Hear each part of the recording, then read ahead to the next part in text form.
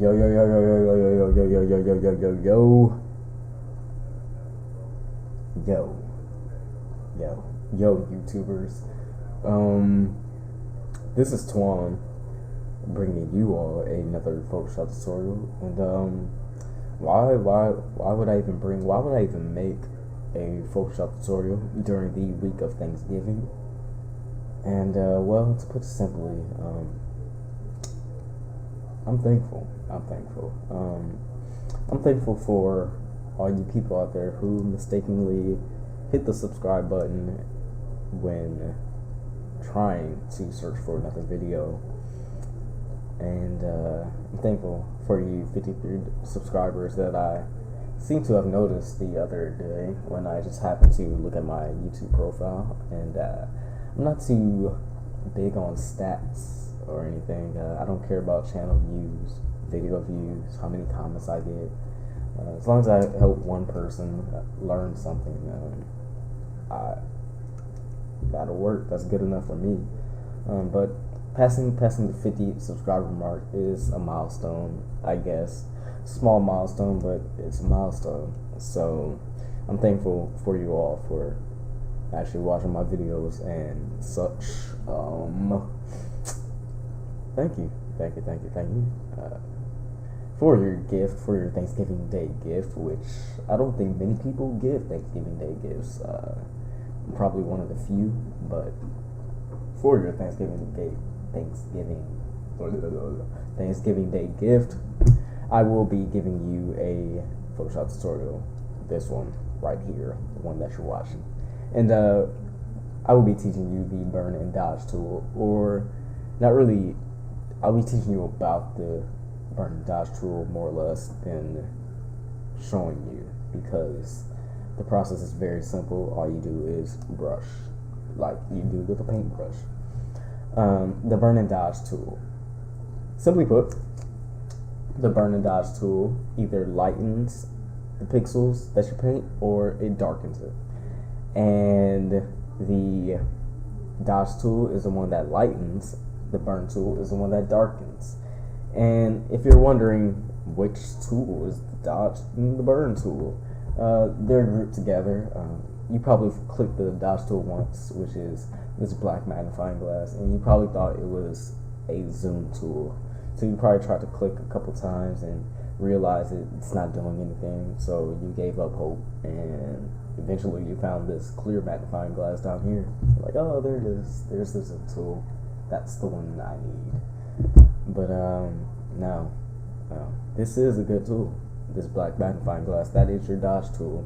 And if you hold select, click it, and you will see you have the dodge tool, burn tool, and sponge tool. And sponge tool isn't part of this tutorial. So the burn tool is the one with the fingers kind of pinching something. I don't know what's pinching. It's pinching the sidebar, but anyway, that's the burn tool. So we'll go back to the dodge tool. The hotkey is O on your keyboard, if you're wondering. Not O as in O, but O as in the letter O. So that's the hotkey. So yeah, those are your dodge and burn tools. What is the purpose of the burn and dodge tool? Why would you use them? Simply put, saying simply put a lot. They help the overall exposure of the image. And what is exposure? Exposure is your lightness, the way your light bounces around people and leaves and trees and skies and water and grass and any other object that you might take a photograph of. That is what your exposure is, your overall kind of lightness, the way your light affects your image. And this is what the burn and dodge tool helps create or enhance. It also helps bring out your focus. Like in the image I have displayed here, I have this woman with this fan. I actually put it on black and white. It's originally in color, but I put it on black and white because you can kind of see the effects of burn and dodge a little better than in color. So, you know, in this image, what I'll be doing, or what I already did, is I brought out the focal, which is her, and kind of use the burn tool to darken out the background. And of course, you can use levels and curves and all that, but The burn tool and the dodge tool allow you to specifically select areas to achieve that effect instead of affecting the overall image. Sometimes you don't want to level the whole playing field. You want to just level the first 5 yards or something. So hey, that's what the burn and dodge tool does. So hey, it's cool. And yeah. So what's happening at the top of this toolbar when you select either the dodge or the burn tool? They both have the same top. They both have a brush, a range, and exposure that you can mess with if you want. And I would suggest you do, because otherwise should be the word. Otherwise, you're basically hanging yourself for not using it. Go ahead and grab that rope, tie it up, and drop yourself from the balcony, because that's what you're doing when you're not messing with these. First, you have your brush, and brush is pretty simple. It's just like any other brush. You can mess with your size, you can mess with your hardness, whatever have you. However you want to brush over your image, do so. The most important thing is your range. Now, your range has 3 settings. You can mess with your highlights, and the highlights only affect the light areas. Of course, the highlights. Midtones only affects the mid areas. So if grab your color palette and affects the middle areas. And your shadows affect your darks. And general rule you want to keep is for your dodge tool, use the highlights. For your burn tool, use the shadows. Dodge, highlights, burn, shadows. Dodge, highlight, burn, shadows. Get in your head, screw that bad boy in there and lock it up. So yeah. Of course, there are situations where you may have to use your dodge tool with the midtones or the shadows to lighten up some areas. You might have to use your burn tool for the highlights. It happens. Anyway, on to exposure. Exposure is basically the intensity that you will be affecting the lights. So, for the basically areas of the pixels that you'll be affected. So if you're at 100% exposure and you just kind of grab your dodge tool and let's affect the highlights. Let's go back to highlights. And then you just kind of paint over, you kind of screw over your image very, very, very fast. So you don't want to have your exposure at 100. It's not that necessary. Keep it under 10%. It'll take time. It takes patience. Burn and dodge takes patience, but especially at 7%. But you end up with a great look at the end. So use under 10%. If I see you using over 10%, I might have to take a knife and slice your throat or something. Just kidding. Yeah, that's your exposure. It's basically how intense you're affecting the image. As you can see, if I paint over with 7% exposure, you can't really tell. You didn't even know I did anything. But basically, what you do is you grab your dodge tool and always duplicate your image first. You want to keep the original intact. You don't want to mess with it, just in case you have to go back. You have to start all over, or whatever happens. Your house gets bombed. Somebody comes and robs you of your layer. Somebody hacks your computer and steals only the affected layer.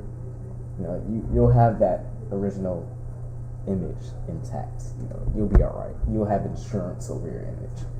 But yeah, duplicate your layer and then title it whatever you want. Burn.